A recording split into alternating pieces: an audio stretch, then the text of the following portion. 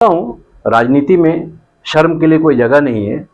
तो इन्हें जय हिंद साथियों, ये बात करते हैं दो चेहरा रखने वालों की। जय हिंद, मैं ही हूं।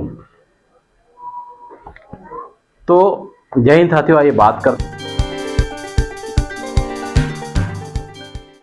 ये होगा वो होगा वो होगा, मगर हैरत की बात ये थी कि उसी मीटिंग में वक्फ की जमीनें हड़पने वाले लोग भी बैठे हुए थे। क्या इन लोगों को जरा सा भी शर्म नहीं आती होगी?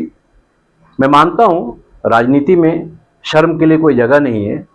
तो इन्हें जय हिंद साथियों, ये बात करते हैं दो चेहरा रखने वालों की। जय हिंद, मैं ही हूं। तो जय हिंद साथियों, ये बात करते हैं दो चेहरा रखने वालों की। सामने कुछ होता है और पीछे कुछ होता है, मगर आईना सच बोलता है। जैसे आप दिखाई दोगे वैसा आईने में भी दिखाई दोगे। बहरहाल, बात राजनीति की हो, धर्म की हो, पत्रकारिता की हो, सोशल वर्करों की हो, सबके दो चेहरे नज़र आते हैं। किसी किसी को नज़र आता है और किसी किसी को नहीं भी नज़र आता है। पूरे देश में वक्फ की ज़मीनों का जो मामला चल रहा है उसके लिए विरोध हो रहा है, प्रदर्शन हो रहा है, और होना भी चाहिए। मैं वक्फ बोर्ड की ज़मीनों का जो मामला है सभी के साथ में हूँ। उनके साथ नहीं हूँ जिन्होंने वक्फ की ज़मीनें हड़प ली है।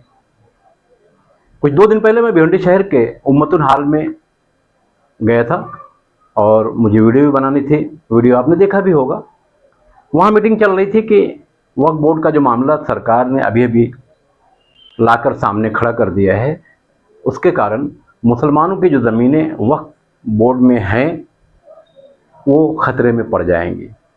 ये होगा वो होगा वो होगा, मगर हैरत की बात ये थी कि उसी मीटिंग में वक्फ की ज़मीनें हड़पने वाले लोग भी बैठे हुए थे। क्या इन लोगों को ज़रा सा भी शर्म नहीं आती होगी?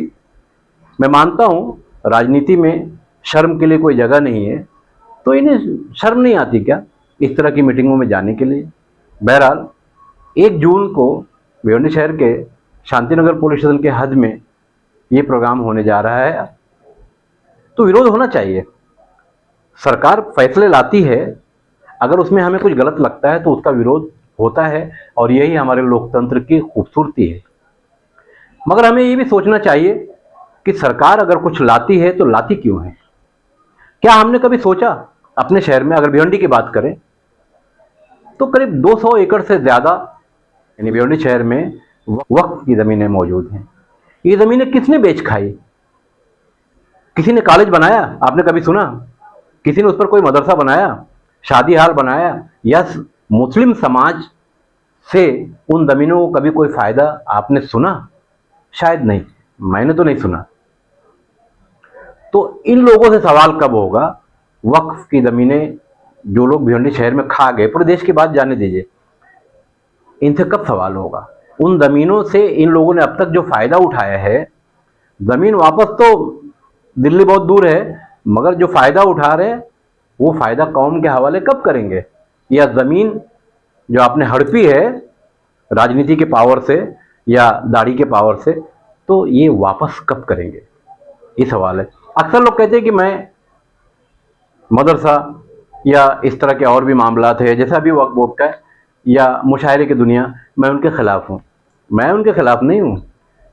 मुशायरे की दुनिया जो उर्दू को ज़िंदा रखने की है, उसकी असल सच्चाई अगर आप लोगों को मालूम हो जाए तो मुशायरों में जाना बंद कर देंगे, इसलिए मुखालफत की जाती है। बात मदरसे की, तो भिवंडी शहर का सिराजुल उलूम इतना बड़ा अदारा है, यहाँ के जिम्मेदारों पर करोड़ों के आरोप है।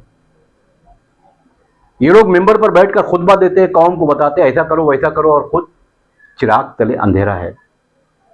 इसी तरह से वक्फ बोर्ड का भी मामला चल रहा है।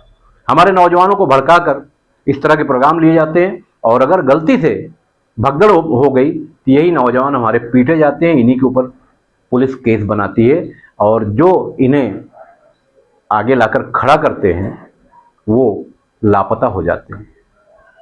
भिवंडी शहर के नौजवानों से भी मैं गुजारिश करूंगा कि आवाज़ उठाइए। ये शहर आपका है, कोई मदरसे की आड़ में फादा मार दे रहा है, कोई वक्फ बोर्ड की ज़मीनें हड़प कर निकल ले रहा है, कोई कुछ। इसलिए मैंने शुरू में वो मास्क लगाया था कि इस शहर में ज़्यादातर लोग मुझे ऐसे मिले जिनके दो चेहरे हैं। वीडियो अगर इसमें सच्चाई हो, आपके दिल को छू लेती हो, तो YouTube पर जाकर मेरा चैनल सब्सक्राइब करें और मुझे बताएं इस तरह के और भी मुद्दे हैं, हम उठाने के लिए तैयार करें। हम अपने लोगों को दुश्मन नहीं हैं।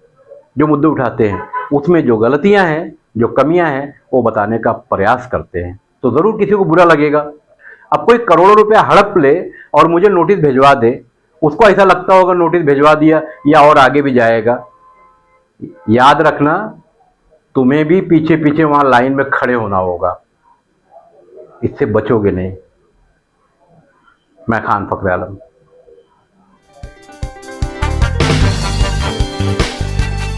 नकली चेहरा सामने आए, असली सूरज छुपी रहे।